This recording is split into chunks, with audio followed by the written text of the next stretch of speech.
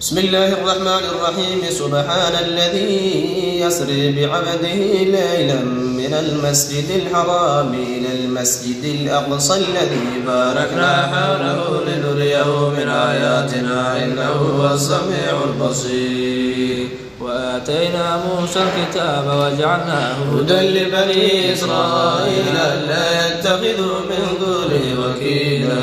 ذرية من حملنا مع نوح إنه كان عبدا شكورا. وقضينا إلى بني إسرائيل في الكتاب لتفسدن في الأرض مرتين ولتعلن علوا كبيرا.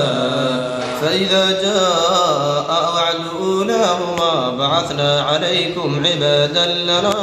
أولي بأس شديد فجاسوا خلال الديار وكان وعدا مفعولا. ثم رددنا لكم الكرة عليهم وأمددناكم بأموال وبنين وجعلناكم أكثر نفيرا. إن أحسنتم أحسنتم لأنفسكم وإن أسأتم فلها. فإذا جاء وعد الآخرة ليسوءوا وجوهكم وليدخلوا المسجد كما دخلوا أول مرة وليتبروا ما علوا تتبيرا. عسى ربكم أن يرحمكم وإن عدتم عدنا وجعلنا جهنم للكافرين حصيرا. إن هذا القرآن يهدي للتي هي أقوم ويبشر المؤمنين الذين يعملون الصالحات أن لهم أجرا كبيرا. أن الذين لا يؤمنون بالآخرة أعتدنا لهم عذابا أليما. ويدعو الإنسان بالشر دعاءه بالخير وكان الإنسان عجولا. وجعلنا الليل والنهار آيتين فمحونا آية الليل وجعلنا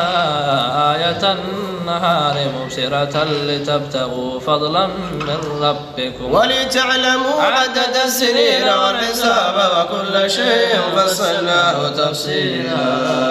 وكل إنسان ألزمناه طائره في عنقه ونخرج له يوم القيامة كتابا يلقاه منشورا.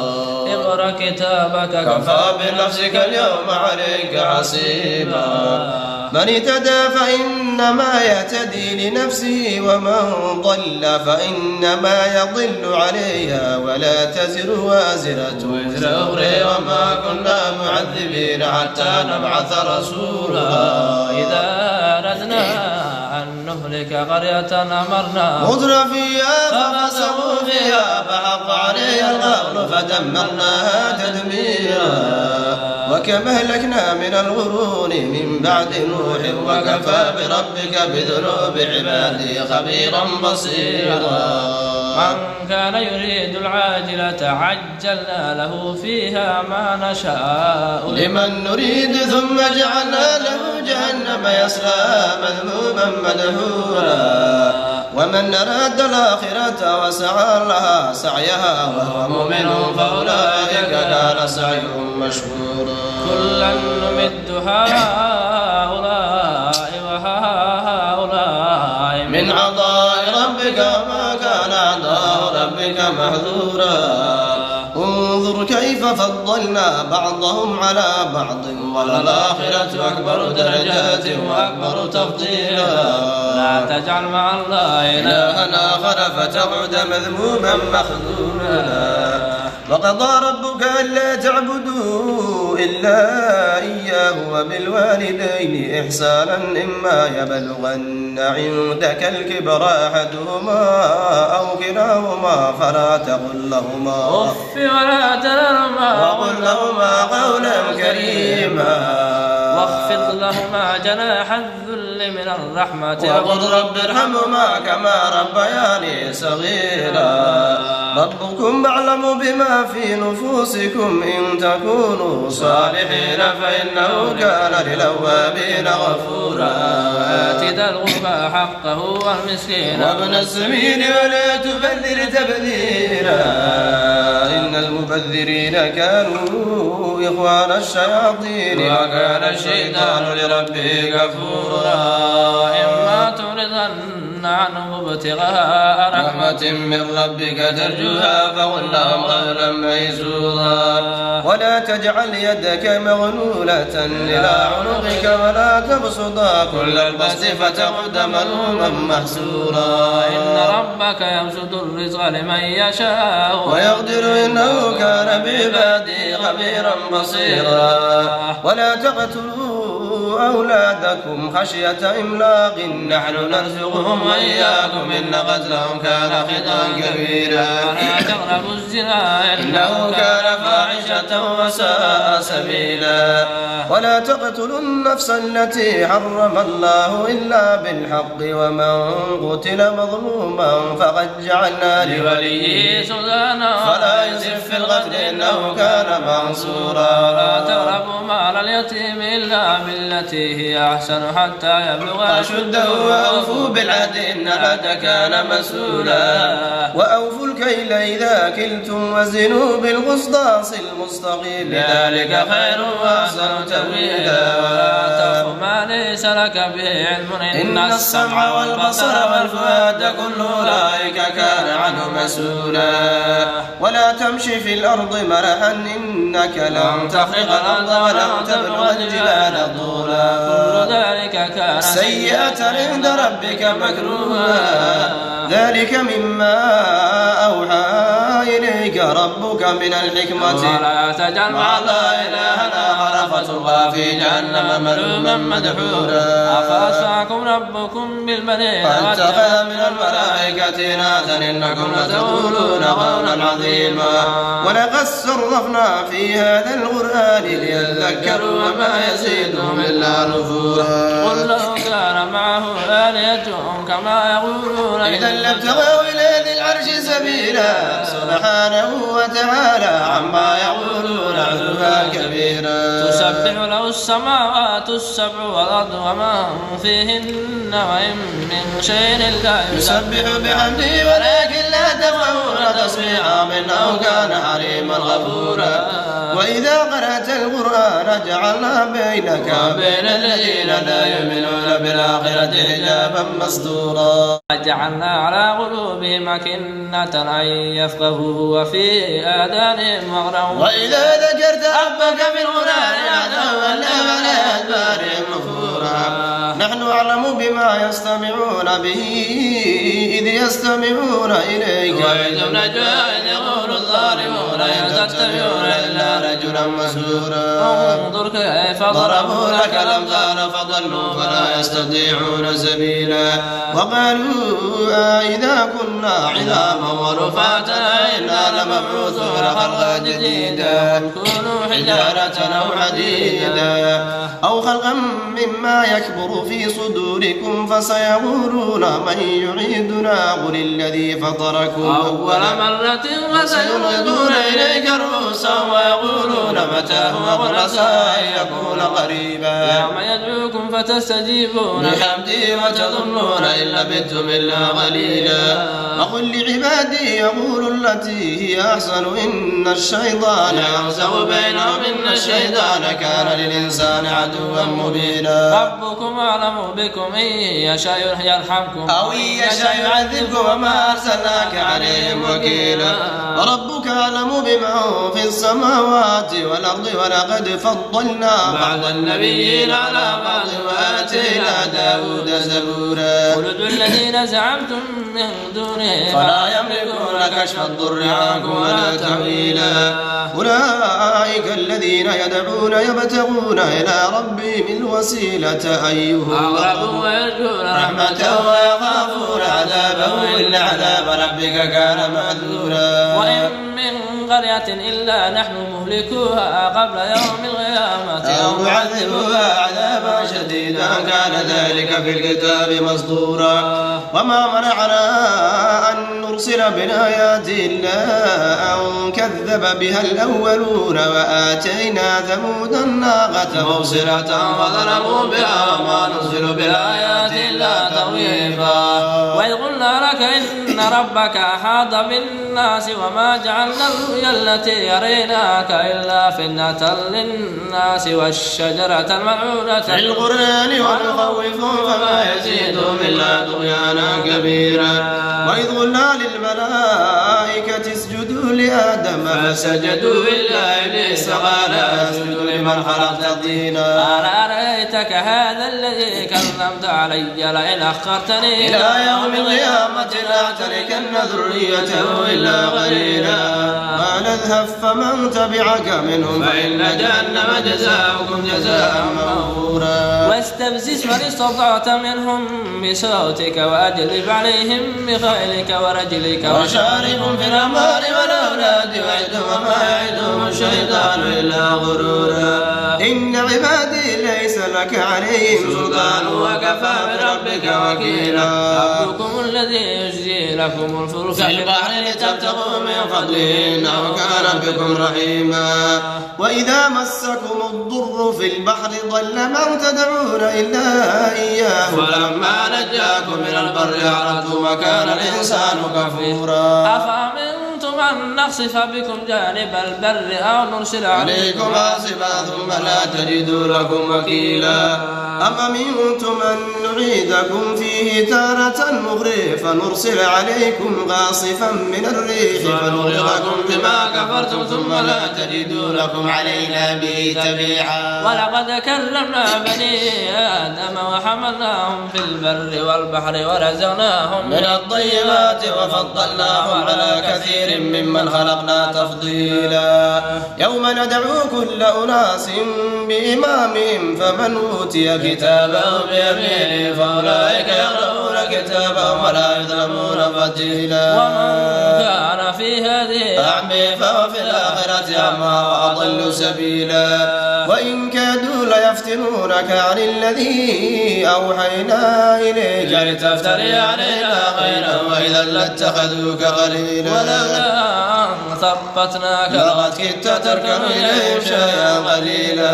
إذا لأذقناك ضعف الحياة وضعف الممات ثم لا تجد لك علينا نصيرا. وإن كادوا ليستفزونك من الأرض ليخرجوك منها وإذا لا يلبثون خلفك إلا قليلا. سنة من قد أرسلنا قبلك من رسلنا ولا تجد لسنتنا تحويلا. أقم الصلاة لدلوك الشمس إلى غسق الليل وقرآن الفجر إن قرآن الفجر كان مشهودا. ومن الليل فتهجد به نافلة لك عسى أن يبعثك ربك مقاما محمودا. قل رب أدخلني مدخل صدق وأخرجني مخرج صدق واجعل لي من لدنك سلطانا نصيرا. قل جاء الحق وزاغ الباطل إن الباطل كان زهوقا. وننزل من القرآن ما هو شفاء ورحمة للمؤمنين ولا يزيد الظالمين إلا خسارا. وإذا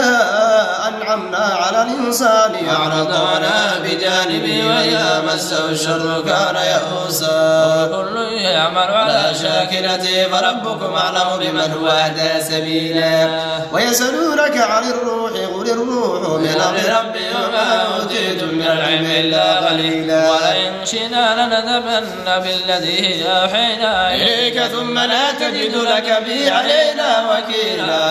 إلا رحمة من ربك إلا فضله كان عليك كبيرا. قل لئن اجتمعت الإنس والجن على أن يأتوا بمثل هذا القرآن لا يأتون بمثله ولو كان بعضهم لبعض ظهيرا. ولقد صرفنا للناس في هذا القرآن من كل مثل فأبى أكثر الناس إلا كفورا. وقالوا لن نؤمن لك حتى تفجر لنا من الأرض ينبوعا أو تكون لك جنة من نخيل وعنب فتفجر الأنهار خلالها تفجيرا أو تسقط السماء كما زعمت علينا كسفا أو تأتي بالله والملائكة قبيلا. أو يكون لك بيت من زخرف أو ترقى في السماء ولن نؤمن لرقيك حتى تنزل علينا كتابا نقرأه. سبحان ربي يكون إلا بشرا رسولا.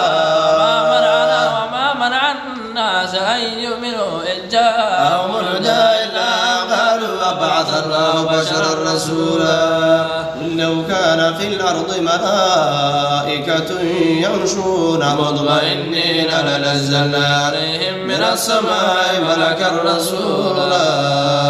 كفى بالله شهيدا بيني وبينكم إنه كان بعباده خبيرا بصيرا ومن يهد الله فهو المهتدي ومن يضلل فلا تجد لهم أولياء من دونه ونحشرهم يوم القيامة على وجوههم عميا وبكما وصما مأواهم جهنم كلما خبت زدناهم سعيرا ذلك جزاؤهم بأنهم كفروا بآياتنا قالوا إذا كنا عظاما ورفاتنا إنا لمبعوثون خلقا جديدا أولم يروا أن الله الذي خلق السماوات والأرض قادر على أن يخلق مثله وجعل لهم أجلا لا ريب فيه فأبى الظالمون إلا كفورا قل لو أنتم تملكون خزائن رحمة ربي إذا لأمسكتم خشية الإنفاق وكان الإنسان قتورا ولقد آتينا موسى 9 آيات بينات فاسأل بني إسرائيل إذ جاءهم فقال له فرعون إني لأظنك يا موسى مسحورا قال لقد علمت ما أنزل هؤلاء إلا رب السماوات والأرض بصائر وإني لأظنك يا فرعون مثبورا فأراد أن يستفزهم من الأرض فأغرقناه ومن معه جميعا من بعده لبني إسرائيل اسكنوا الأرض فإذا جاء وعد الآخرة جئنا بكم لفيفا بالحق أنزلناه وبالحق نزل وما أرسلناك إلا مبشرا ونذيرا وقرآنا فرغناه لتقرأه على الناس على مكث ونزلناه تنزيلا قل آمنوا به أو لا تؤمنوا إن الذين أوتوا العلم من قبله إذا يتلى عليهم يخرون للأذقان سجدا ويقولون سبحان ربنا إن كان وعد ربنا لمفعولا ويخرون للأذقان يبكون ويزيدهم خشوعا قل ادعوا الله واعبدوا الرحمن أيما تدعوا فله الأسماء الحسنى ولا تجب بصلاتك ولا تخافت بها وابتغ بين ذلك سبيلا وقل الحمد لله الذي لم يتخذ ولدا ولم يكن له شريك في الملك ولم يكن له ولي من الذل وكبره تكبيرا بسم الله الرحمن الرحيم الحمد لله الذي أنزل على عبده الكتاب ولم يجعل له عوجا قيما لينذر بأسا شديدا من لدنه ويبشر المؤمنين الذين يعملون الصالحات أن لهم أجرا حسنا ماكثين فيه أبدا وينذر الذين قالوا اتخذ الله ولدا ما لهم به من علم ولا لآبائهم كبرت كلمة تخرج من أفواههم يقولون إلا كذبا فلعلك باخع نفسك على آثارهم إن لم يؤمنوا بهذا الحديث أسفا إنا جعلنا ما على الأرض زينة لها لنبلوهم أيهم أحسن عملا إنا لجاعلون ما عليها سعيدا جرزا أم حسبت أن أصحاب الكهف والرقيم كانوا من آياتنا عجبا إذ أوى الفدية إلى الكهف فقالوا ربنا آتنا من لدنك رحمة وهيئ لنا من أمرنا رشدا فضربنا على آذانهم في الكهف سنين عددا ثم بعثناهم لنعلم أي الحزبين أحصى لما لبثوا أمدا نحن نقص عليك نبأهم بالحق إنهم فتية آمنوا بربهم وزدناهم هدى وربطنا على قلوبهم غاموا فقالوا ربنا رب السماوات والأرض لن ندعو من دونه إلها لما قلنا إذا شتتا هؤلاء قوم اتخذوا من دونه آلهة لولا يأتون عليهم بسلطان بين فمن أظلم ممن افترى على الله كذبا وإذ اعتزلتموهم وما يعبدون إلا الله فأووا إلى الكهف ينشر لكم ربكم من رحمته ويهيئ لكم من أمركم مرفقا وترى الشمس إذا طلعت تزاور عن كهفهم ذات اليمين وإذا غربت تقرضهم ذات الشمال وهم في فجوة منه ذلك من آيات الله من يهد الله فهو المهتدي ومن يضلل فلا تجد له وليا مرشدا وتحسبهم أيقاظا وهم رقود ونقلبهم ذات اليمين وذات الشمال وكلبهم باسط ذراعيه بالوصيد لو اطلعت عليهم لوليت منهم فرارا ولملئت منهم رعبا وكذلك بعثناهم ليتساءلوا بينهم قال قائل منهم كم لبثتم قالوا لبثنا يوما أو بعض يوم قالوا ربكم أعلم بما لبثتم فابعثوا أحدكم بورقكم هذه إلى المدينة فلينظر أيها أزكى طعاما فليأتكم برزق منه ولا تلطف ولا يشرن بكم أحدا إنهم إن يظهروا عليكم يرجموكم أو يعيدوكم في ملتي ولا تفلحوا إذا أبدا وكذلك أعثرنا عليهم ليعلموا أن وعد الله حق وأن الساعة لا ريب فيها إذ يتنازعون بينهم أمرهم فقالوا بنوا عليهم بنيانا ربهم أعلم بهم قال الذين غلبوا على أمرهم لنتخذن عليهم مسجدا سيقولون ثلاثة رابعهم كلبهم ويقولون خمسة سادسهم كلبهم رجما بالغائب ويقولون سبعة وثامنهم كلبهم قل ربي أعلم بعدتهم ما يعلمهم إلا قليلهم فلا تمار فيهم إلا بلا ظاهرا ولا تستفت فيهم منهم أحدا ولا تقولن لشيء إني فاعل ذلك غدا إلا أن يشاء الله واذكر ربك إذا نسيت وقل عسى أن يهديني ربي لأقرب من هذا رشدا ولبثوا في كهفهم 300 سنين وازدادوا تسعا والله أعلم بما لبثوا له غيب السماوات والأرض أبصر به وأسمع ما لهم من دونه من ولي ولا يشرك في حكمه أحدا واتل ما أوحي إليك من كتاب ربك لا مبدل لكلماته ولا تجد من دونه ملتحدا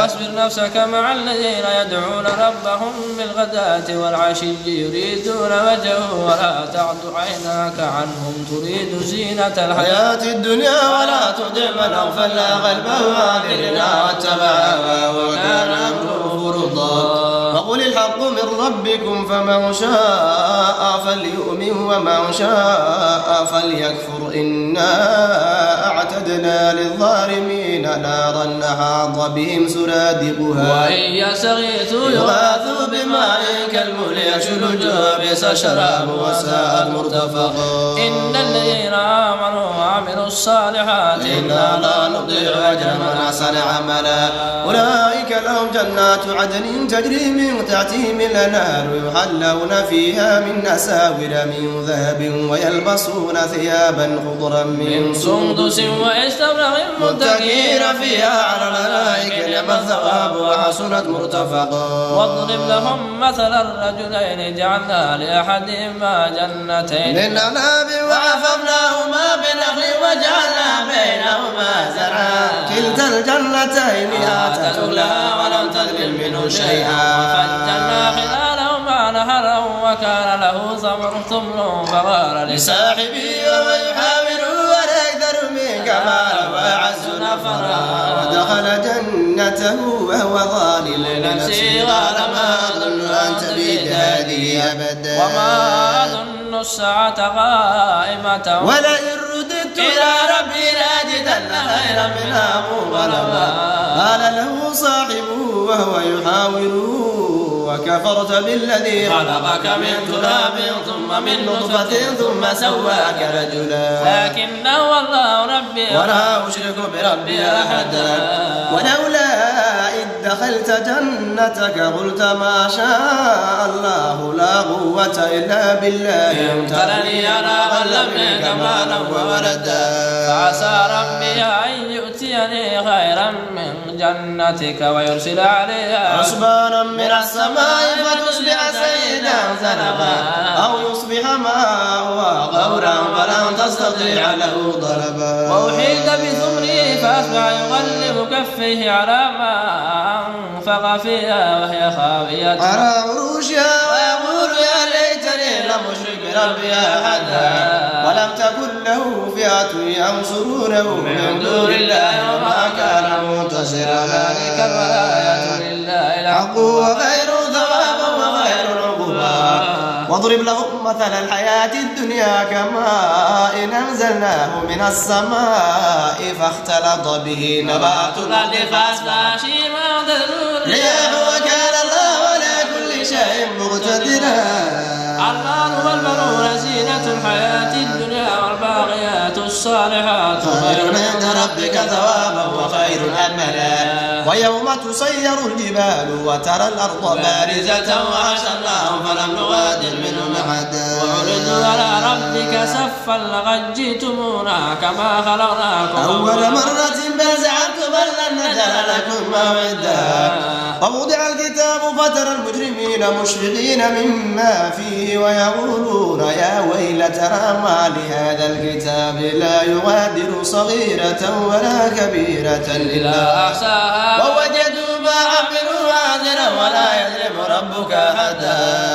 وإذ قلنا للملائكة اسجدوا لآدم فسجدوا إلا إبليس كان من الجن ففسق عن أمر ربه أفتتخذونه وذريته أولياء من دونه وهم لكم عدو بئس للظالمين بدلا ما أشهدتهم خلق السماوات والأرض ولا خلق أنفسهم وما كنت متخذ المضلين عضدا ويوم يقول نادوا شركائي الذين زعمتم فدعوهم فلم يستجيبوا لهم وجعلنا بينهم موبقا ورأى المجرمون النار فظنوا أنهم مواقعوها ولم يجدوا عنها مصرفا ولقد سلمناه في هذا القرآن للناس من كل مثل وكان الإنسان أكثر شيء جدلا وما منع الناس أن يؤمنوا إذ جاءهم الهدى ويستغفروا ربهم إلا أن تأتيهم سنة الأولين أو يأتيهم العذاب قبلا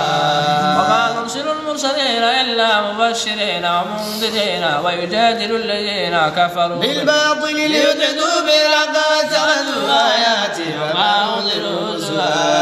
ومن أظلم ممن ذكر بآيات ربه فأعرض عنها ونسي ما قدمت يداه إلا جعلنا على قلوبهم أكنة أن يفقهوا وفي آذانهم وقرا ويهتدوا من الهدى فلن يهتدوا إذا أبدا وربك الغفور ذو الرحمة لو يؤاخذهم بما كسبوا لعجل لهم العذاب بل لهم موعد لن يجدوا من دونه موئلا تلك القرى أهلكناهم لما ظلموا وجعلنا لمهلكهم موعدا قال موسى لفتاه لا أبرح حتى أبلغ مجمع البحرين أو أمضي حقبا فلما بلغا مجمع بينهما نسيا حوتهما فاتخذ سبيله في البحر سربا فلما جاوزا قال لفتاه آتنا غداءنا لقد لقينا من سفرنا هذا نصبا قال أرأيت إذا أوينا إلى الصخرة فإني نسيت الحوت وما أنساني إلا الشيطان أن أذكره واتخذ سبيله في البحر عجبا قال ذلك ما كنا نبغي فتدى على آثارهما قصصا فوجدا عبدا من عبادنا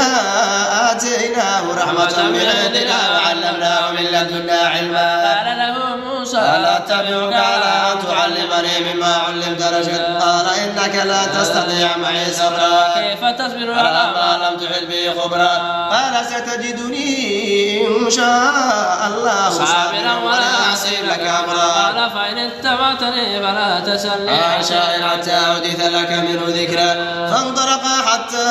إذا ركبا في السفينة خرقها قال خرقتها لتغرقنا لقد جئت شيئا إبرا إنك لا تستطيع معي صبرا قال لا تؤاخذني بما نسيت ولا ترهقني من أمري عسرا فانطلقا حتى